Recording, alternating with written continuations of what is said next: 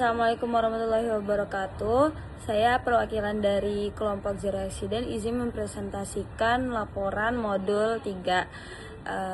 Sebelumnya perkenalkan, saya Zaratul Qobian NIM 1825107 dari program studi Rekayasa Keselamatan angkatan 2025. Kemudian ada teman-teman saya yaitu Noval Adrian Maulana dengan NIM 1825. Selanjutnya ada teman saya bernama Noval Adrian Maulana dengan NIM 18251085 dan ada Muhammad Farul Arifin dengan NIM 18251093. Pada laporan modul 3 ini berjudul Analisis Data Mahasiswa Menggunakan Metode Statistika Deskriptif dan Probabilitas. Dengan outline, yaitu ada 7 outline. Yang pertama latar belakang, yang kedua rumusan masalah, yang ketiga tujuan, yang keempat lampiran data, yang keenam pembahasan, dan yang terakhir ada kesimpulan. Yang pertama latar belakang. Latar belakangnya itu uji hipotesis merupakan salah satu metode penting dalam statistika yang digunakan untuk membantu pengambilan keputusan berdasarkan data yang diperoleh dari suatu sampel. Melalui uji hipotesis ini, peneliti dapat menentukan apakah suatu dugaan atau pernyataan tentang karakteristik populasi dapat diterima atau ditolak berdasarkan bukti empiris. Oleh karena itu, pemahaman mengenai konsep dasar uji hipotesis, jenis-jenis pengujian, serta prosedur pelaksanaannya menjadi kemampuan yang perlu dimiliki oleh mahasiswa, khususnya dalam kegiatan penelitian dan analisis data. Dalam lingkungan perguruan tinggi, aktivitas kemahasiswaan seperti unit kegiatan mahasiswa atau UKM sering dianggap memiliki pengaruh terhadap perkembangan akademik maupun non-akademik sebuah mahasiswa. Dalam lingkungan perguruan tinggi, aktivitas kemahasiswaan seperti unit kegiatan mahasiswa atau UKM sering dianggap memiliki pengaruh terhadap perkembangan akademik maupun non-akademik seorang mahasiswa.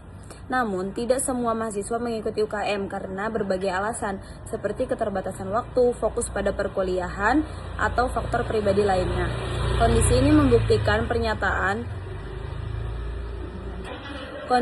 menimbulkan pertanyaan mengenai beberapa capaian akademik mahasiswa yang tidak mengikuti UKM, khususnya jika ditinjau dari indeks prestasi semester atau IPS, nilai mata kuliah fisika, dan nilai SRK atau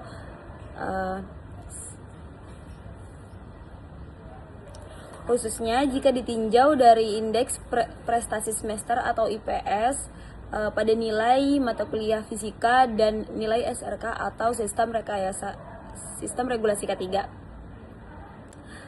Dalam laporan ini kami memiliki 2 rumusan masalah, yaitu yang pertama, bagaimana konsep dasar uji hipotesis dapat dipahami meliputi pengertian, jenis-jenis uji hipotesis, bentuk pengujian hipotesis, serta langkah-langkah pelaksanaannya.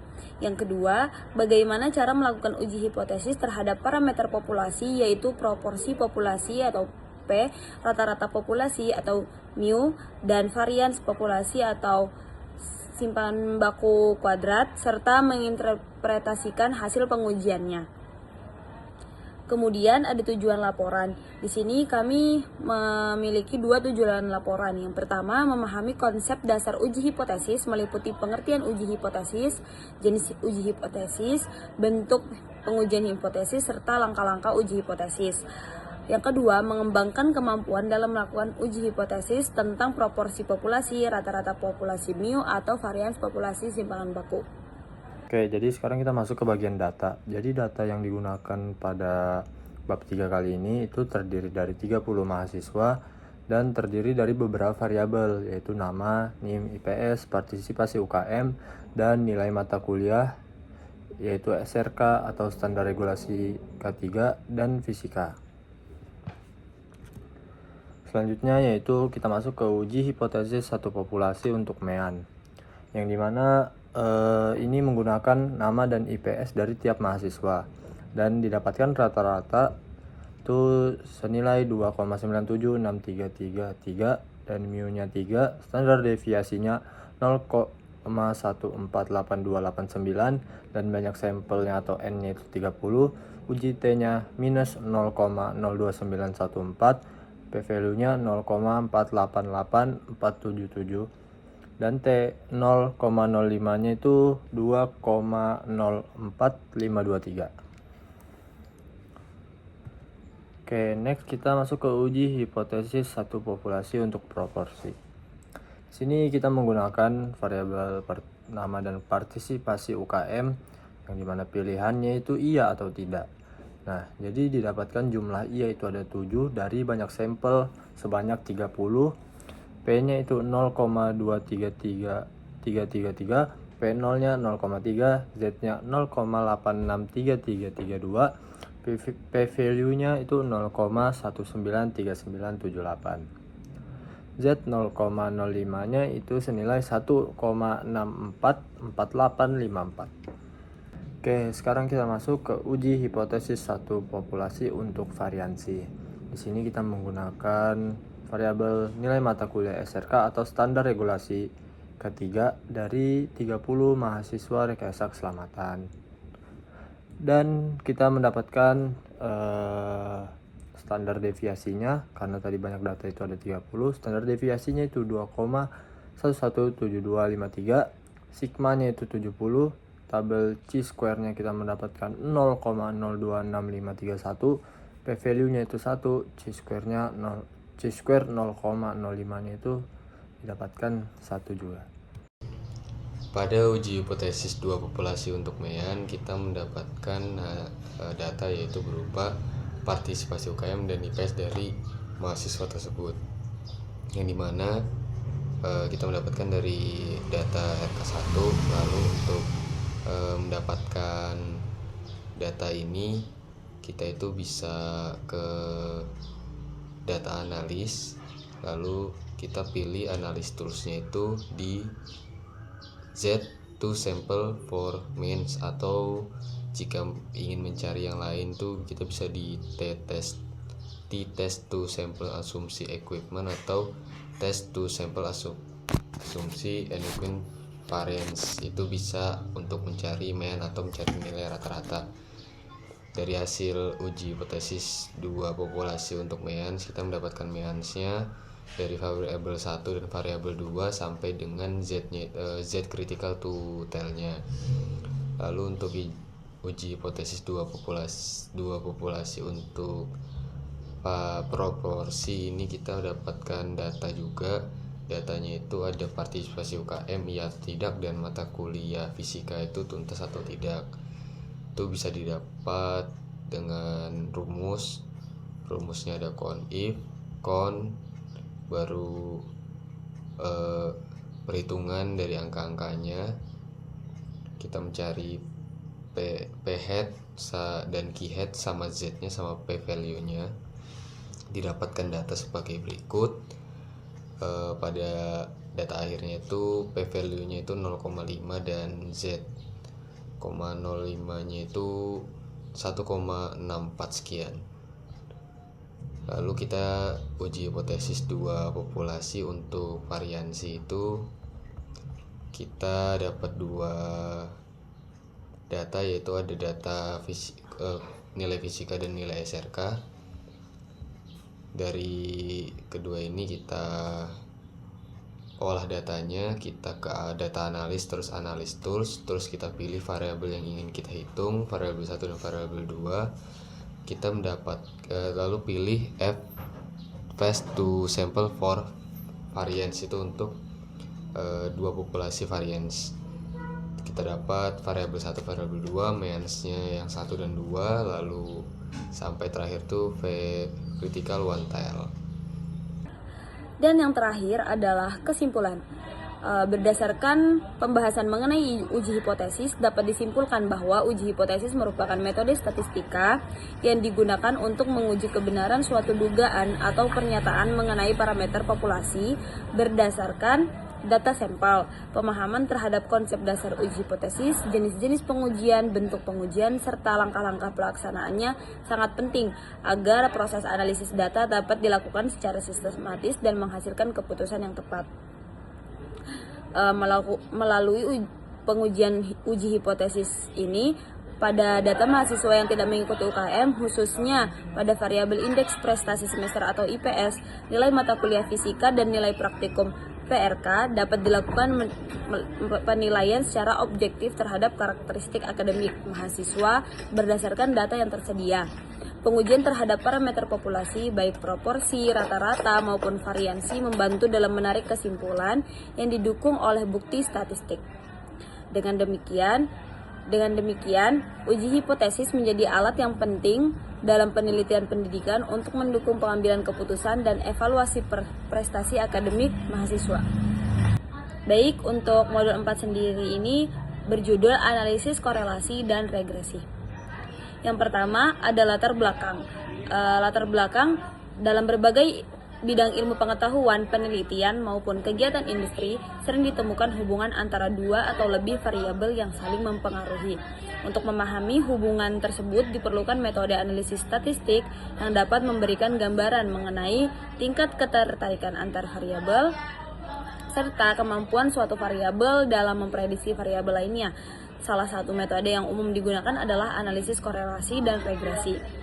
Analisis korelasi digunakan untuk mengetahui ada atau tidaknya hubungan antara dua variabel serta menentukan kekuatan dan arah hubungan tersebut. Melalui analisis ini, penelitian dapat mengetahui apakah peningkatan atau penurunan suatu variabel akan diikuti oleh perubahan pada variabel lain.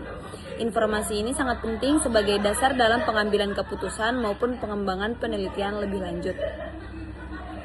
Selanjutnya ada rumusan masalah. Pada laporan modul 4 ini kami memiliki 3 rumusan masalah. Yang pertama, bagaimana menyusun model analisis regresi linear berdasarkan data yang diberikan. Yang kedua, bagaimana menyajikan dan menginterpretasikan hasil analisis korelasi dan regresi yang diperoleh. Yang ketiga, bagaimana menerapkan analisis korelasi dan regresi linear untuk menyelesaikan permasalahan statistik sederhana. Selanjutnya ada tujuan laporan. Kami memiliki tiga tujuan laporan. Yang pertama, mahasiswa mampu menyusun C4 model analisis regresi. Yang kedua, mahasiswa mampu menyampaikan hasil pemikirannya atau A2. Yang ketiga, mampu menerapkan P2 pemahamannya pada suatu data atau permasalahan statistik sederhana. Oke, sekarang kita masuk ke bagian data. Jadi data yang digunakan kali ini adalah nama dari mahasiswa kelas RK1 praktikum metode statistika, dan kita di sini menggunakan beberapa variabel itu waktu belajar dan nilai. Selanjutnya kita masuk ke hasil korelasinya. Jadi di sini kita bisa lihat hasil dari korelasinya. Jadi waktu belajarnya itu 1, terus nilainya itu 0,177704663, dan kita bisa lihat juga di bagian summary output di multiple R itu 0,176111176, R square nya itu 0,031015146, adjusted R square nya itu minus 0,004873 182, standar errornya itu SAR 2,151361609, dan observationnya itu 29. Jadi berdasarkan tabel data dan hasil korelasi analisis regresi itu dapat disimpulkan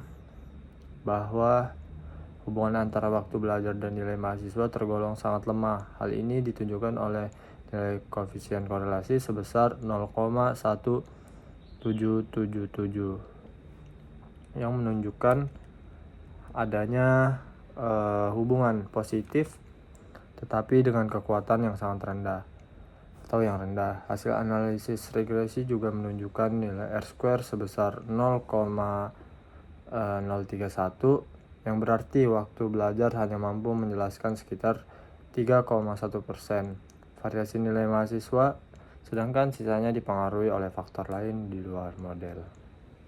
Lalu untuk dari ANOVA-nya kita tuh mencarinya itu dari pilih data analisis, terus regression. Pada regression tuh baru pilih variabel Y sama variabel X-nya. Di sini pada variabel Y-nya itu waktu belajar dan X-nya itu nilai dari mahasiswanya. Setelah didapat, kita mendapatkan nilai ANOVA-nya, yang di sini ANOVA DF, SS, MS, F, dan signifikansi F. Kita mendapatkan data. Lalu untuk residual outputnya itu